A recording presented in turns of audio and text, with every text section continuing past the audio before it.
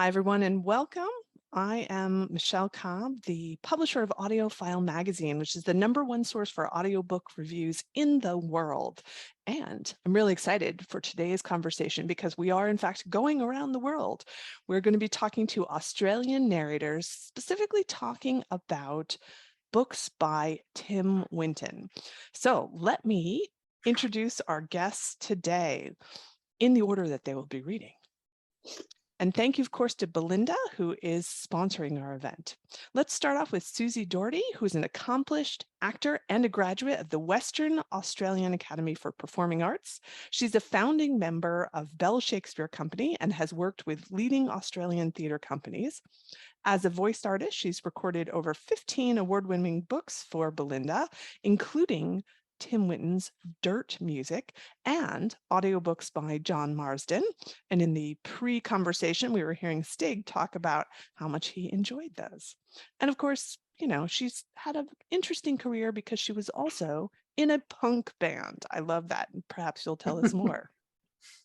Next up, we have Stig Weens, who's a variety of theater, TV, and film credits. And he, of course, is a voice actor. And he's actually narrated more than 150 audiobooks by such authors as Andy Griffiths, Tim Winton, who we're talking about today, and Morris Gleitzman, and others. And he has written and narrated his own children's audiobook series called The Trip Diaries. He's well known for his Live at the Library program, and he recently guested on our webinar focused on Aussie kids audiobooks. So if you haven't checked that out, do go to our YouTube channel and see. Caroline Lee is based in Melbourne, Australia, and has worked professionally as a theater, television, film, and voice actress. You get the theme here that everybody does a lot. She's developed a strong reputation for her work in one-woman shows, and playing all the parts is really perfect for audiobook narrators. She's a proud ensemble member of the Red Switch Actors Theatre, and she's narrated more than 150 audiobooks. And you may know her best for her Leanne Moriarty titles Big Little Lies and Apples Never Fall. There's Humphrey. He's a multi-award-winning actor, director, writer, and acting teacher. He's based in Perth, which is Western Australia, which they tell me is pretty much a different country. And he has worked across the country of Australia in theater, dance, opera, puppetry, film, TV, radio, and maybe you've heard we're talking about audiobook narration today. He's also done some of that. And we at AudioFile have actually reviewed more than 70 of his audiobooks, 23 of which have received Earphones Awards. And we were introduced first to his work through Bryce Courtney's brilliant title, The Power of One. I will remind you that you can find this at our YouTube channel coming up within the next week or so. And if we actually have a custom channel now, if you go to youtube.com/c for custom/AudioFile magazine. We also have 2 podcasts, if you have not checked these out. Behind the Mic, that's where we talk and review different audiobooks. In fact, I was just listening to one of the episodes about one of Humphrey's books, and we have something called Audiobook Break. This is a serialized audiobook type of podcast. So in September, we're going to be talking about the Japanese American Civil Liberties collection that'll be playing through September. And then in October, we're going to have Dracula. Those titles only stay up for about 90 days. So go ahead and put those on your calendar to listen to. All right, that is enough of me. Let's go ahead and take a look at all of our different narrators and welcome, starting with Stig. Hi, how are you? And tell us where you are, since you guys are all over the place. So I'm from Melbourne, but I'm actually on the Gold Coast at the moment in Australia. I don't know. Do you know the Gold Coast? Is it famous enough to be heard of in America? I'm sure it is. It is famous enough, yes. Yeah, and I'm here. Actually, I'm here because it's Children's Book Week in Australia at the moment. And one of the things I do as an extension of my narration work is I've sort of created a little one-man comedy show for 10-year-olds, really, is how I best describe. And I kind of go into schools and libraries and talk to the kids about audiobooks and reading and encourage them to engage with literature in the library through the use of audiobooks, and in particular through the use of BorrowBox and Belinda, who are sponsoring this. A book week is a huge thing in Australia. The kids all dress up and there's a parade. And so I'm up here for 3 weeks, actually. Last week I was in Ipswich, which is about an hour out of Brisbane. This is actually book week. I'm on the Gold Coast, and next week I'm in Brisbane for a week as well. It's pretty full on though. It's like, 3 shows a day for 5 days a week. So, yeah, which is why my voice sounds a little bit scratchy. I've been talking to kids a lot in the last week and a half. So I'm a little bit, it's a little bit tired sounding, I think. But yeah, so I'm on the Gold Coast. I'm out of Melbourne. It's sunny. It's beautiful. It's great. My apartment overlooks the ocean. I wake up in the morning, there's people surfing. It's great. I know. Look at you, Susie, going, oh my God, it sounds like heaven. yeah. I must say, you sort of forget, but when you live in Melbourne, and when I first got up here and just went, wow, right, this place, there's water everywhere. It's because it's not just the coast. There's all these sort of little internal waterways and people with their houses back onto the water, and they've got a little jetty and a little boat, and off they go. I love the Gold Coast. I am a big amazing. fan. Yeah, are you? Yeah. Yeah. I mean, I guess for those in America, the Gold Coast is kind of like Florida. And Yes. I used to live in Florida, and it kind of reminds me a little bit of Florida, actually. Yeah. It's got like a little bit of, people go there to retire. Yes. And where are you, Susie? Where are you at the moment? I am actually in Sydney, Australia. And I live in quite an urban kind of place near probably maybe 20 minutes from the city. And I've actually been on a tour of Rome and Naples and Athens, and then UK, which I got COVID, of course. And so my voice is also a little bit kind of husky because I've come back with that kind of post-COVID voice. So, but yeah. Narrating some romance right now, I guess, right? Oh my God, I'd love to. Yes, Michelle, bring it on. And Caroline, where are you? I'm coming from Melbourne. It's been raining substantially all day, like really a lot. I'm quite close to the beach, to the water, and yeah, I had a holiday recently in Magnetic Island, so I also got some of that Queensland sun. But I'm now back in traditional drizzly, cold, wet, rainy Melbourne. But you make it sound so romantic. I know. And Humphrey, you're very close into them, right? Well, I'm right on the other side of the country. I'm in Exactly. Perth, which is kind of like about as far away as LA is from New York. And in fact, we were just saying before that Perth is, I think, the most isolated city on the planet. And we think the nearest city is actually Jakarta in Indonesia. Not that's closer than Melbourne or Sydney.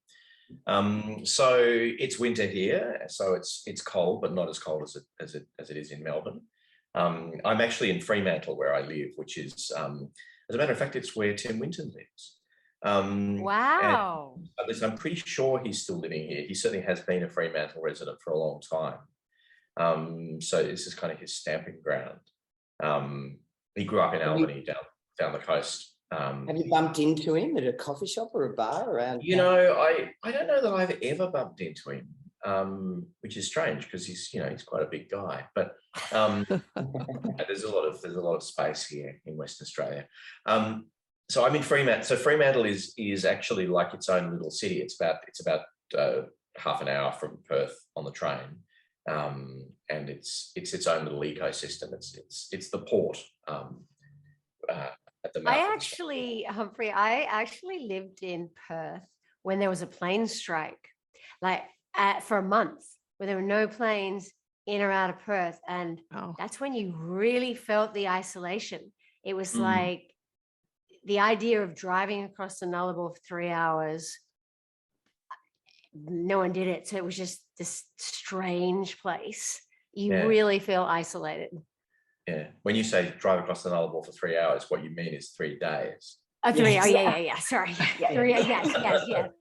Yes. For listeners, it takes, I mean, that would be if you drove non-stop. I mean, when I moved here, I drove across the country and across the Nullarbor, and it took me about 6 days because I just drove during the day and then I would camp at night. It's a kind of iconic drive that lots of Australians do at some point. Yeah, I think everybody on the panel has done it. I've done. Have you done it, Caroline? Yeah. I've done it. We took a month. Yeah. A month. Yeah. Okay. I was a student, so we would get the bus to go back home and sit on the bus for 3 days. Wow. With one toilet. It wasn't romantic. Well, that's it. It's an interesting transition into hearing one of our first readings, because of course Tim Winton's work talks so much about the country of Australia itself. So Susie, we're going to turn to you, and you're Okay. going to read us a little something from Dirt Music. Okay. Down at the beach, it wasn't a gull, that blur of movement. There was a flash of starlight on wet metal, right there in the shadow of the fore-dune along the bay. And now the sound of petrol engine, 8 cylinders. Georgie peered, made a tunnel with her hands to focus in the dark. Yes, 200 meters along the beach, a truck wheeling around to reverse towards the shore. No headlamps, which was curious, but the brake lights gave it away. They revealed a pink lit boat on a trailer, a center console, small, maybe less than 6 meters. Not a professional boat. Even abalone boats had big yellow license markings. No sports fisherman launched a boat with such stealth an hour before Jim Buckridge got out of bed. Georgie grabbed a wind cheater from inside and stood in the hallway for a few moments. The plodding clock, a snore, appliances whirring. The vodka still burned in her belly. She was shaky with caffeine and restless. What the hell, she thought. A moment of unscripted action in White Point. You had to go and see. Fantastic. So, you all know Tim Winton's work really well, and we've just had an amazing demonstration of some of it. And Dirt Music in particular was nominated in 2002 for a Booker Prize. But in general, I'd say he's less known in the US. But what we hear when we, and those of us at AudioFile have listened to a number of his works, there are some essential themes that we in America who don't know the books probably should know. So Susie, what would you say some of those essential themes throughout his books are? I guess for me, it's isolation is massive, and kind of, that isolation, even not just the landscape, but the isolation just within oneself, just kind of, I don't know, that feeling of kind of pain and not connecting with other people. That's probably one of the biggest for me, connection and isolation. What about you, Humphrey, who's living out in a little further out from the rest of us? Yeah, I mean, I think Susie's right that isolation, geographical and social, is a really strong theme and a very Australian theme. And I think of Tim Winton being a very Australian author. I mean, I would say landscape. Just in that passage that Susie read, I mean, the beach, even the landscape of the beach is a character in a lot of Tim Winton's writing, both for kids and adults. The sea, the beach, and I think for Australians, the beach has a particular, almost mythical quality that I would say is different from the notion of the beach in the United States, because we gravitate to the beach. I would say that probably at least 70 or 80% of the population of Australia live on the coasts. The big cities are all coastal. There are no big cities in the interior. But I would say even outside of the big cities, because Tim Winton's books they're often set in towns, but they're often coastal towns. And so that sense of the beach, and I think that speaks to isolation, actually to the whole country feeling isolated, that I think Australians often feel isolated from the rest of the world, even in the age of the internet, geographically isolated in terms of time zones, and this is particularly true of non-Indigenous Australians. and I would say particularly white Australians and Anglo-Australians, which is still the dominant culture, actually this feeling of being isolated from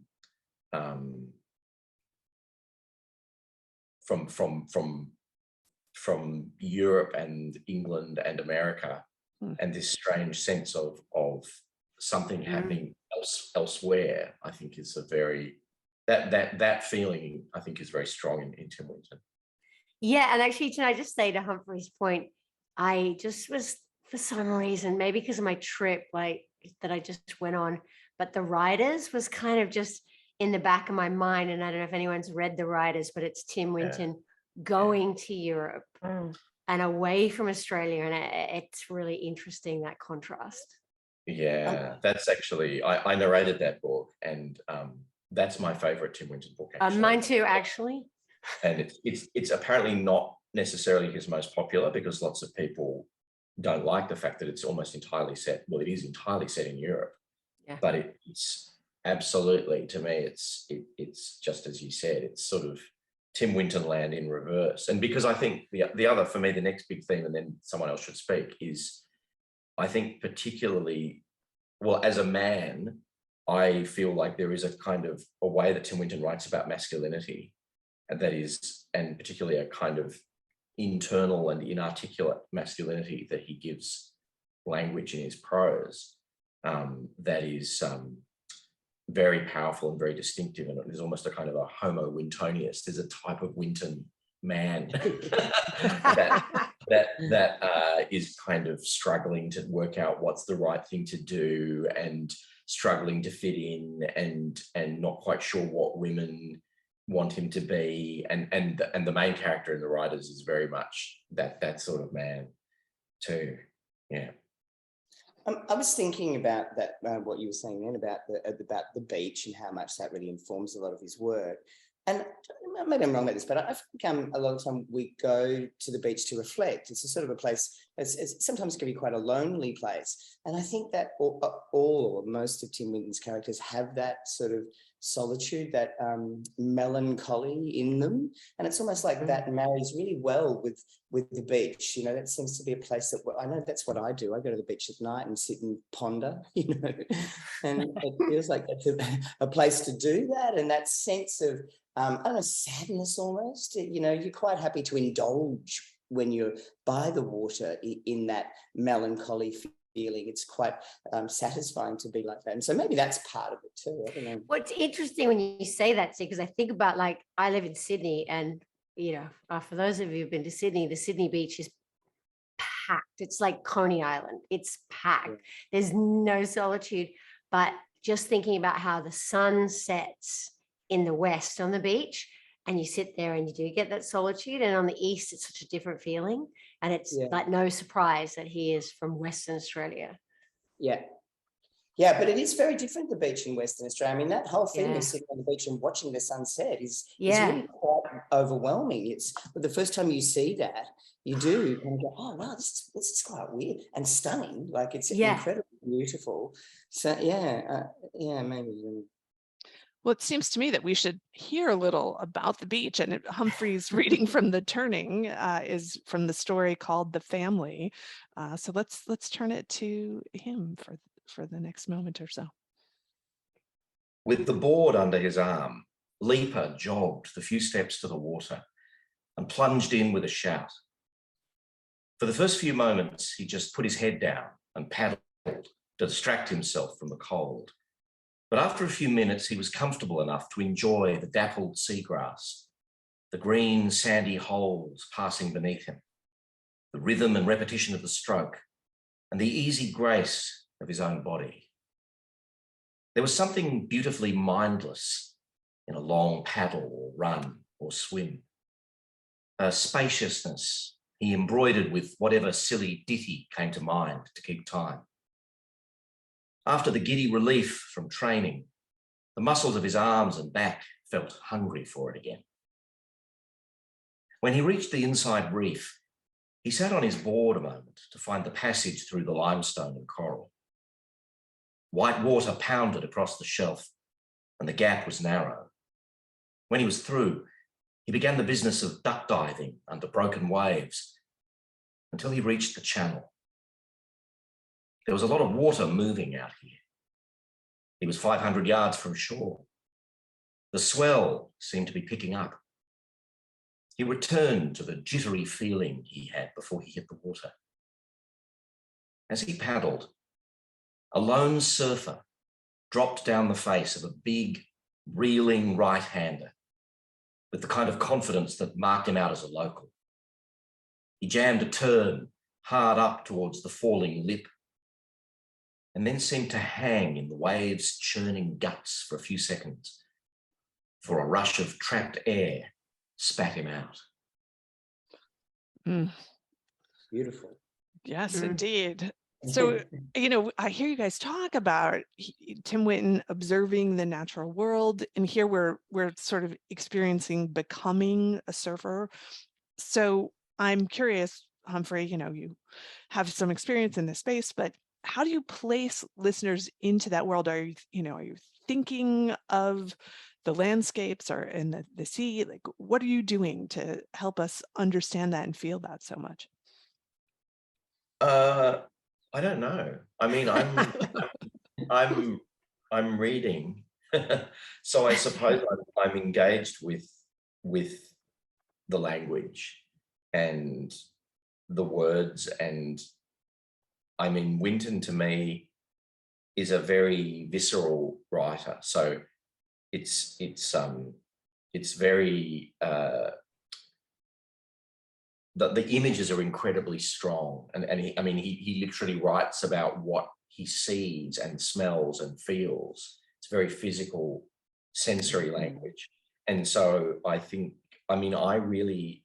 engage with the language, the sounds of the words, and the meaning and the images behind the words, and they show me, what he's describing or experiencing or seeing. And I guess then I just trust that that's going to be communicated. But also, though, is it not just that, all of us have been in that ocean, not that particular ocean, but I can't surf, but I've had a crack at it, and it's frightening and scary and exhilarating all at the same time. But it just washes over you because you know it. You know what it's like to body surf. You know what it's like to swim between the flags in Australia. That's what we all do, and we've all done it lots throughout the course of our life. So when you see those words on the page, you sort of don't even have to think about it. They capture it so brilliantly that it's just naturally within you as an Australian. That's what I think. I agree, Stig. It's part of your DNA in a way. I think so. Yeah, I think that's right. Caroline, I'm wondering, what are your experiences with the landscapes of this particular region? Well, I have traveled there quite a few times, and yeah, my experience is of incredible beauty in the landscape, but also that it's an entire, really, it could be another different country to the east coast of Australia. So when I traveled there, I was incredibly struck by these massive, beautiful flowering plants, none of which I had seen, on the East Coast, and also just beaches where you don't see anyone, because it's a very vast state, Western Australia, and it's not that populated. So, unlike Bondi Beach, in the beaches in Western Australia, you are often the only person there, and I think Caroline has frozen for the moment, but anyone want to finish her thought there about? Yeah, I think that she was saying that sense of isolation when you're in Western Australia, except on Scarborough, which is actually not Scarborough. What is it called, Humphrey? What's the nudist beach? Cottesloe? No, Cottesloe's beautiful. What's the nude beach? What is it called? That is Scarborough, isn't it? No, not Yeah, I Scarborough. think it is Scarborough. No, it's between Scarborough. Claremont. Claremont. No, not Claremont. I've just gone blank on. I don't know what you mean. Think of it. It's Anyway, it's, We have a it's- nude beach. Clearly, yes. It's a nude beach, and Yeah. you know, the first time that you go there, that is pretty confronting. And I remember going there and it not being isolated at all. There was lots of which They is, play I think, volleyball, don't they? I don't know. I don't know. They were playing volleyball when I was there, but I think that's where Caroline was leading. She was about to talk about the nudity that happens in Western Australian beaches. I'm pretty confident that's what she was going to yeah, in say. your Yeah. I mind. might be wrong. Let's Yeah. ask her. She's back. Yeah. I'm back. I'm so sorry. Thank God. Steve managed to get conversation onto nudity. It didn't take long. Yeah, it didn't take long at all. Yeah.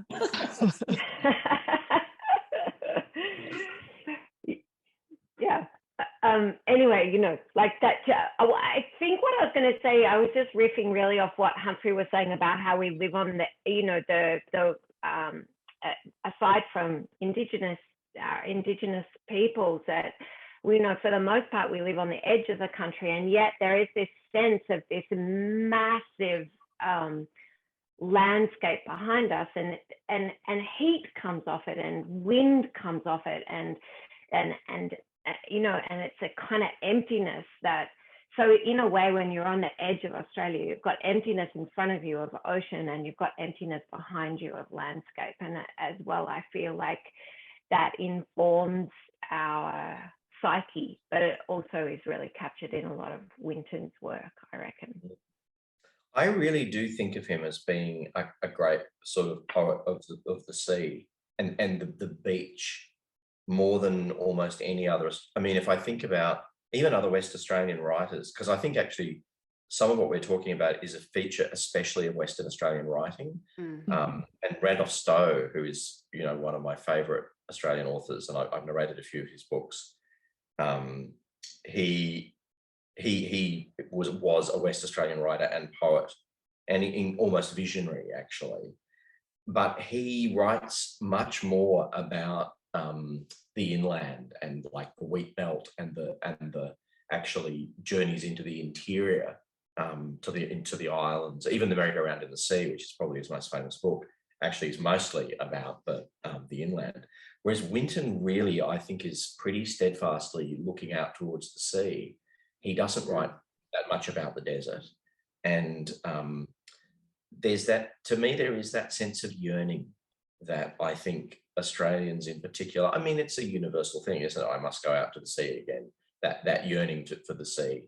But I think in Australia, it has that there's an amazing passage in the Writers, seeing as he mentioned it, which I think is one of my favorite pieces of Winton, where the main character is, I can't remember now whether he's in Greece or in Italy, and he's drunk and he goes for a night swim and he almost drowns because he loses his bearings and his sense of where he is, and he underestimates the sea. And I think there's almost an arrogance that he has as an Australian, that he can swim, and it's an amazing piece of writing. But to me, that again, the sea is there's this kind of seductive yearning, but then it can be dangerous as well. And you can feel that in this passage too, the sort of the thrill of the surfer, but also the danger, like the image of those huge waves and someone turning upside down inside it and then being spat out. Could it only be a local, you know, kind of. But that sense that you could be just crushed as well. All right, we're Which gonna. I have been. It's frightening. I've been in that situation, and it's not pleasant. Put me off surfing completely. Couldn't do it any longer after that. The board whacked across my face, my nose bled. I came out of the surf covered in blood. My friends dragged me up onto the beach. I thought, that's it. I can't do it anymore. I wussed out. Yeah, I have a lot of dreams of the sea and of being at the top of waves as well, like about to come down the face, like either on a surfboard or with my body surfing, and then that fear of the fall. Wow. Are you a surfer, Caroline? No, I did a lot of boogie boarding and also body surfing, but yeah, down on like the surf coast here. So yeah, a lot of that, you know, like really taking the measure of the danger of the sea that, you know, it is frightening, and you can get out of your comfort zone so quickly. Yeah. Oh, yeah. Well, we're going to turn from talking about the sea and the landscape and talking a little bit more about the human characters, because Caroline's going to read from The Turning, the story, The Reunion, and has a little bit of dialogue. And I hadn't realized that they actually made this particular book of short stories into a film with Kate Blanchett and a number of very famous Australian actors. But all right, let's hear a little bit from The Reunion. We stalked up the path with its bougainvillea and assorted water features, and I felt a creeping hysteria. I was actually walking on tiptoe, throwing glances over my shoulder, shaking with silent, mortified laughter. "Yoo-hoo!" said Carol at the pool gate. "Oh my God," muttered Vic, "get me out of here." Once we were inside the pool fence, it took quite a few moments, but the deep shade of the cabana was empty. The pool was strewn with bobbing toys. On the cold barbecue were a few wizened chops and prawns. "It's the Marie Celeste," I said. "It's rude," said Carol. "That's what it is." She turned, tottered a moment with eyes as big as baubles, and a ball shot from beneath her as she went sidelong into the pool. I caught the bag, but not her arm. When she surfaced, her frock billowed beneath her arms, and I couldn't help laughing. "Hell," said Vic, sensing trouble. "Oh, my sainted aunt," cried Carol. "Not in this family," he said. And then we were all useless with laughter. It was like something had possessed us. Vic lurched around the pool holding his knees, and I laughed until my throat hurt. "Well, it's lovely in," said Carol, which is when I jumped. The water was cool and stupidly chemical, and I floated a moment with a spritz of trespass bubbling through my limbs. At the edge of the pool, Vic was only moments from joining us. He already had his arms behind him like wings when a dark look travelled across his face. "Hey," he murmured, "you reckon this is even the right house?"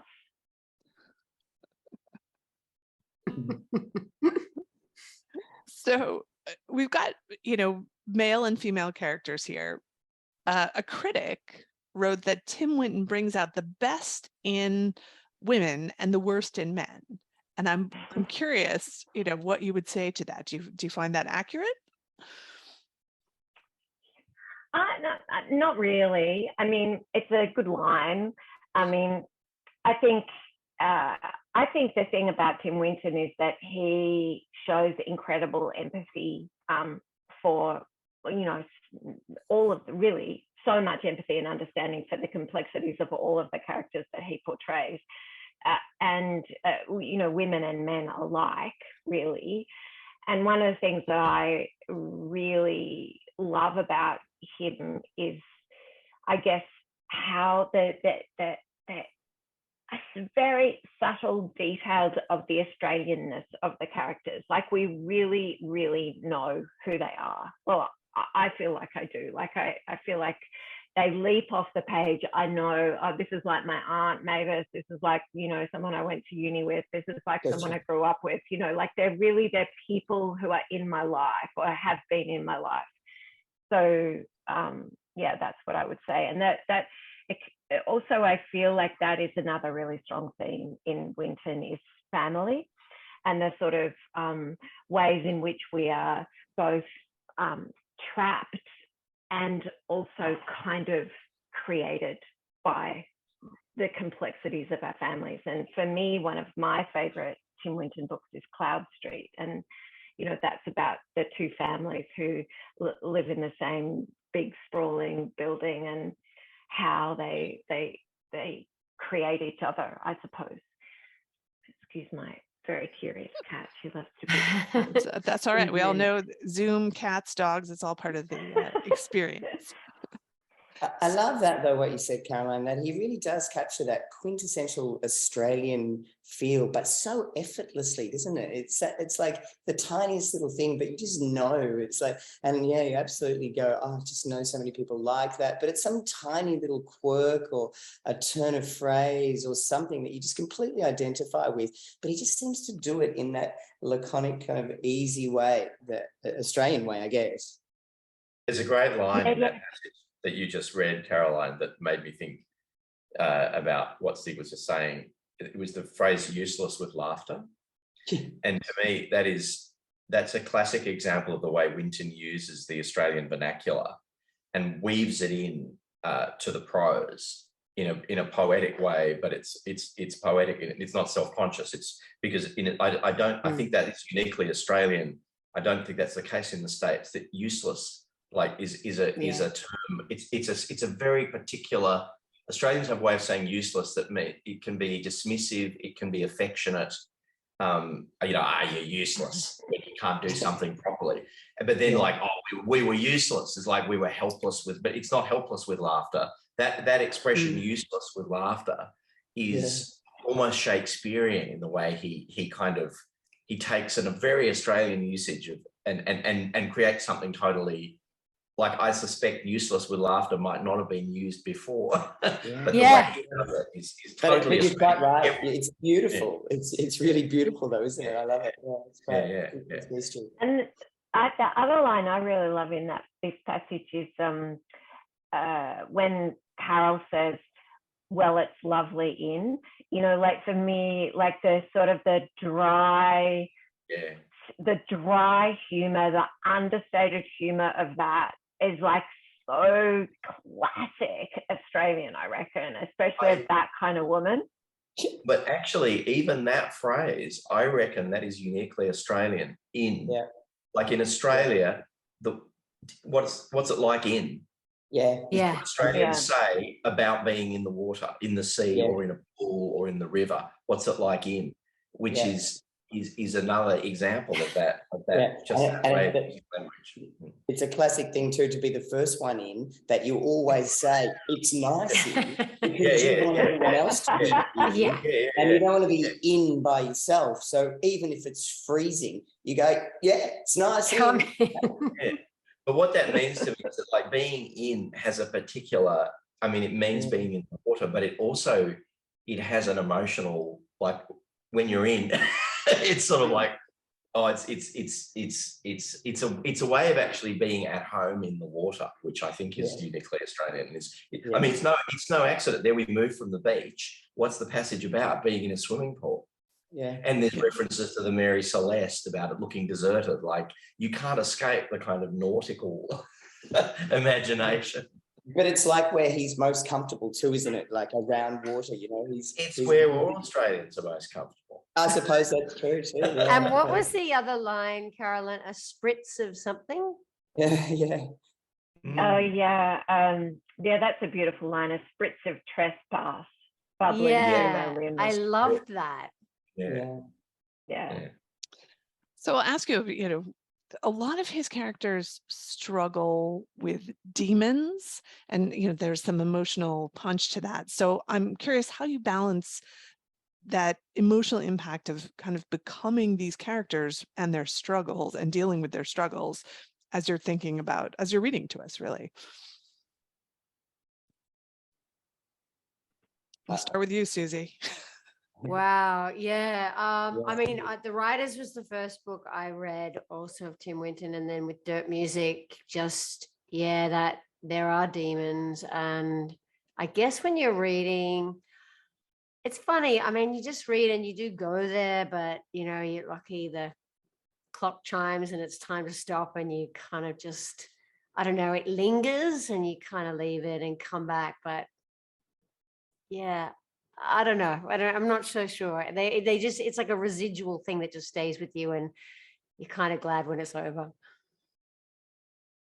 It's like, sorry, go ahead, Stig, were you going to say something? Well, I was just going to say that all the Tim Winton stuff that I've narrated has all been, his youthful stuff, the coming of age stuff. And I just find that whole genre completely fascinating anyway. I think that coming of age stories are always, because we've all been through it. We all have something different. Our journeys in that space are always quite unique to us. But I guess that it's even more powerful. I mean, because he is so good. You're right, Michelle, the demons that are in there. And when there's demons in little kids, you know, the piece that I'm about to read, he's only 13. And, you know, there's something powerful about that, you know, this is a kid really who's dealing with adult themes, and that journey into adulthood is even more overwhelming. And I don't know, I love to lose myself in that genre. I love to just get lost in it and go with it and learn really from everybody's unique story about what it's like to go, you know, to go through that rite of passage.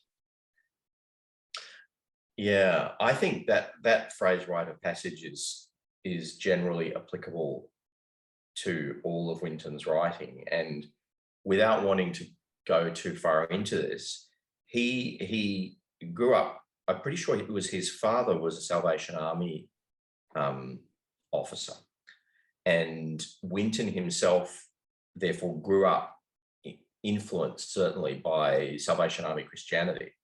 And I'm not an expert on this, but I think there's something about the you know, there are demons in his books, and but there's a kind of, okay, I'm going to say there is a kind of a salvationist quality about his writing. I think all his stories, even, I mean, The Writers is very, very dark, and there are certainly demons in that book.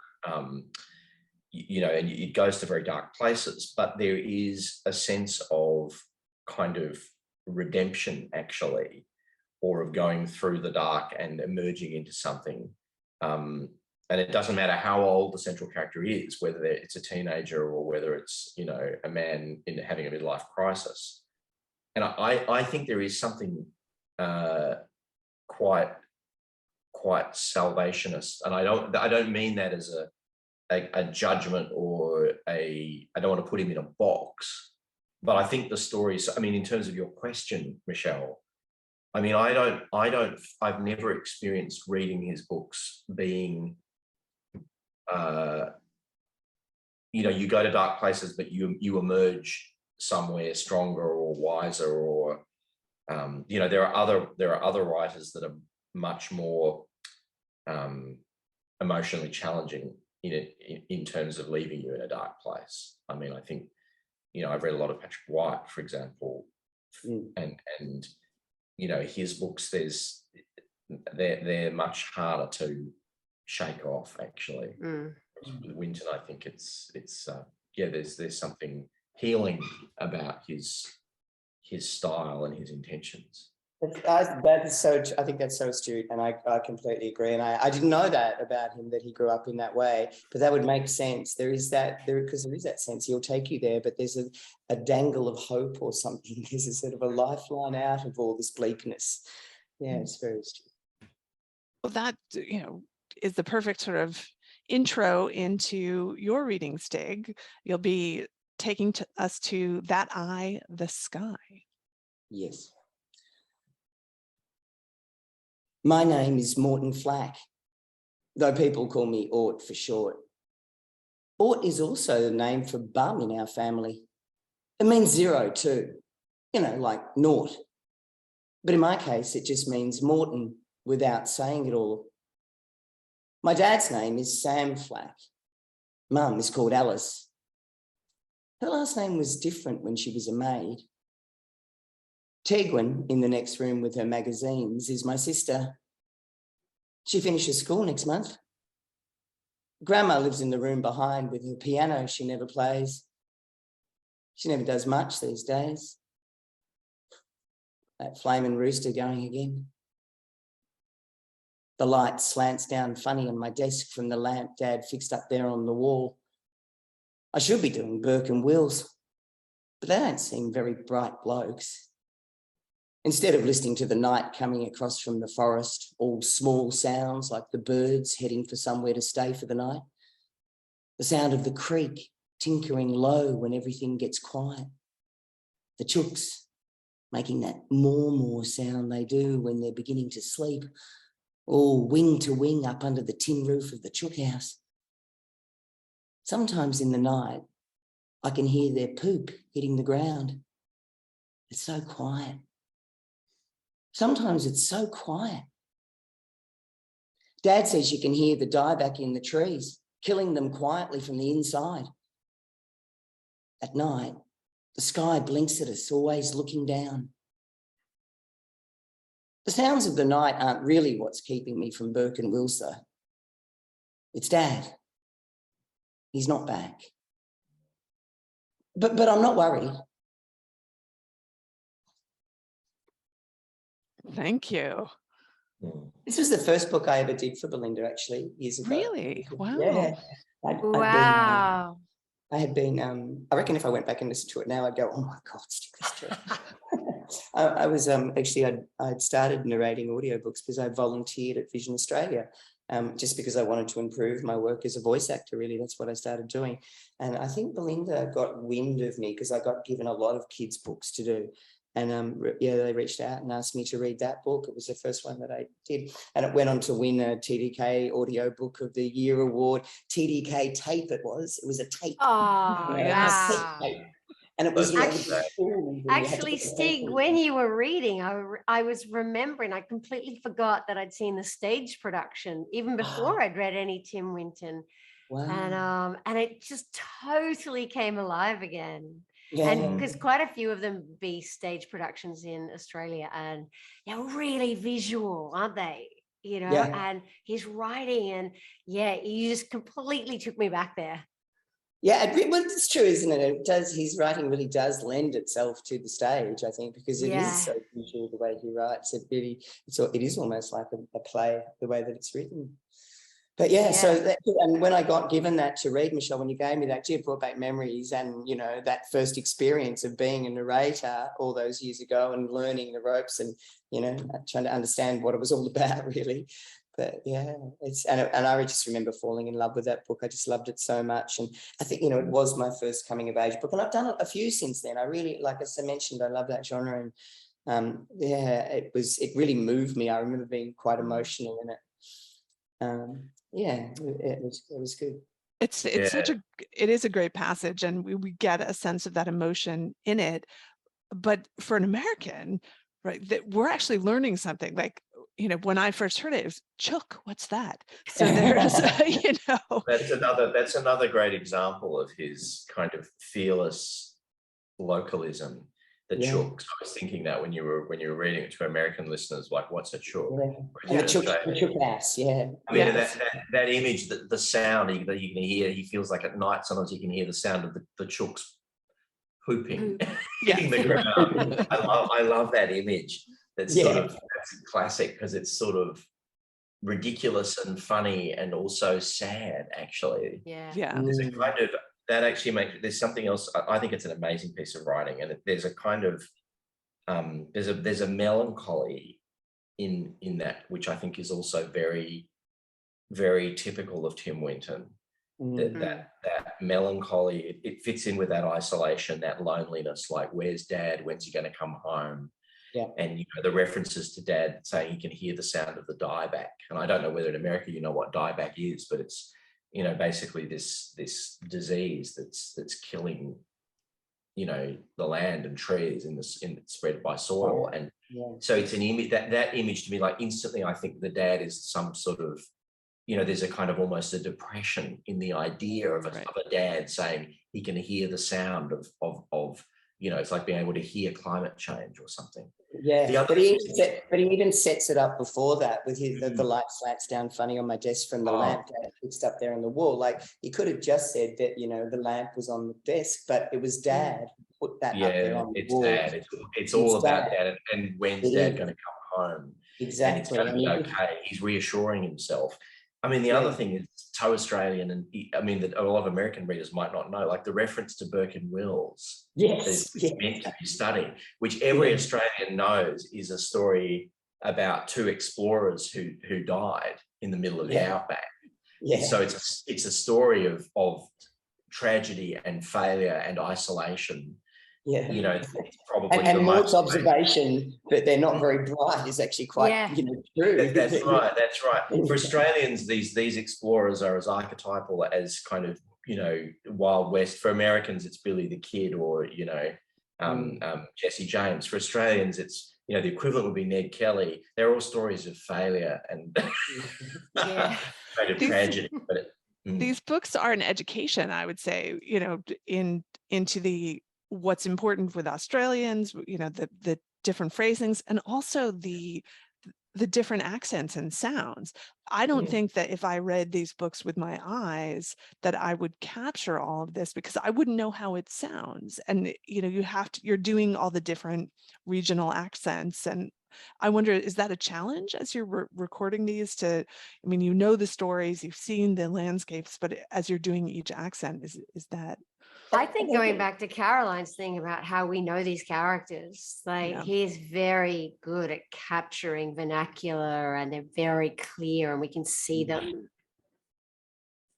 Yes, I agree completely. And, there's something like this, that character in particular, they're sort of low. It's, they've got that suburban feel to them. When I was in Perth, I lived in Perth for like 7 or 8 years, and I was in my early 20s, I think, when I first moved there. And it was a different time. And I had a motorbike, and I used to ride without just with a pair of shorts on and thongs, and I'd ride down to the city beach.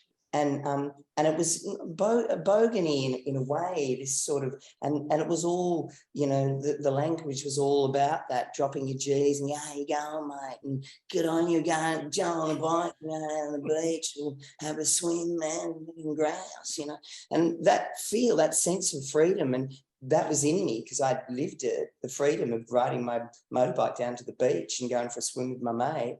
When you read the characters of Tim Winton, it's easy to become them because, we've done that. You're around them all the time. You hear the way they speak. It's great. I love those characters. I love the feel of that Australians. It's easy to relate to and fall into. It's interesting, isn't it? Because we all, the flip side of talking about the fact that he writes about isolation or, masculinity or sadness, failure, is what he arouses in all of us as Australian narrators. Is this sense of belonging, actually, which I think is what his writing arouses, as opposed to the isolation and the sadness and the distance. A great sense for us, for us, for Australians, for this group of narrators of, I know that, I feel that, I belong that, I've lived that, I know what that's like. That feeling of belonging, which is very, I think that's why he's so successful, actually. But does that then make it hard, Michelle, for an American audience to truly get and relate to Tim Winton in that way, like with what Humphrey's saying there? I do think that the audio experience helps us, take it in. And, in my listening, I will listen and then I'll look stuff up as I'm doing it, right? Because I can be looking something up as I'm listening and, reading with my ears. So it becomes an immersive experience, which for me was very powerful. And I feel like, through listening to a number of these titles, I've learned a lot more about Australia. My, desire to go to Australia has increased. And I think what I'm getting from all of you, which is really interesting, is how much you all have traveled in the country and seen so much and heard other people, which is unlike the American experience a lot of times. I don't think that we travel as much and see as many things. And that's something that I really have taken away from Tim Winton's work, is a reverence for the country, a reverence for these characters, and this interaction that you have, despite being such a large country, that you all take time to see it and understand it and absorb it, which is really lovely. Yeah, actually, it's funny you say that, Michelle, because I actually, when I was about 9 years old, we moved to Hoboken, New Jersey. I don't know if anybody knows Hoboken, New Jersey, but it's 1 square mile. very populated, and it takes 3 minutes on the train to get to Manhattan. And I was living there, it was kind of the late 70s. And there were lots of people there who actually hadn't even gone to Manhattan. Yeah. Like 3 minutes. And that it's very dangerous in New York. And, and it was kind of quite amazing. And it's true. In Australia, you don't even think too much about traveling these vast distances. And also Australians are mad keen travelers. We love traveling. We're all over the world. Wherever you go, anywhere, you're always going to sit in a bar or a coffee shop and hear somebody go, "Hey, you going, mate?" You go, "There's an Australian." Yeah. Well, it's funny, actually. A friend of mine, he is in Alice Springs at the moment, and he said he got there last night. He went into a pub and he knew 2 people. Wow. Yeah. You see, that's right. I think we're talking about us. Like, this is a group of people who've traveled a lot around the country, or indeed, gone to Europe or the United States. I think there are a lot of Australians who are just like those people you were describing in New Jersey, who have rarely strayed outside, particularly country people and working class people. And like, when you mention New Jersey, what it makes me think is, because those are the people that Tim Winton writes about. I mean, The Writers is a book about an Australian going to Europe, but he's never been before, and he's completely at sea. And I think he writes a lot about people who are isolated and don't move much. And there's a localism about the characters, which I think is quite similar. Like, the American equivalent, like when you mention New Jersey, I think of actually music and, someone like Bruce Springsteen. To me, there is a similar kind of localism in the world of Bruce Springsteen's lyrics and his songs, which is not unlike Tim Winton in that sense of, like, you feel like even if you've never been to those places, you feel like you know them, because he's not afraid to write very much about people who live in their own world.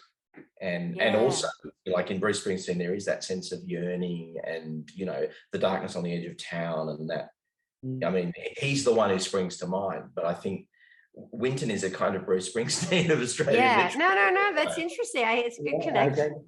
Yeah. Well, that is an amazing note to end on. I really want to thank each of you for your insights and for your beautiful work, because, as I said, certainly been an education for me to listen to learn some of these words. I can't have said 6 weeks ago that I would have known chook was chicken, but now I do. So, so I'd like to thank all of you, and of course to the AudioFile staff for helping us put this all together, and to our sponsor, Belinda, who makes these works possible and helps bring them to the US so that we can educate and learn these amazing accents and all about this wonderful country of Australia. So thank you very much, and have an amazing evening, because it's evening where you are and morning where I am. Take care. Thank you. Thanks so much. Thanks, everyone. See you, everyone. Yeah, Ciao, ciao. bye.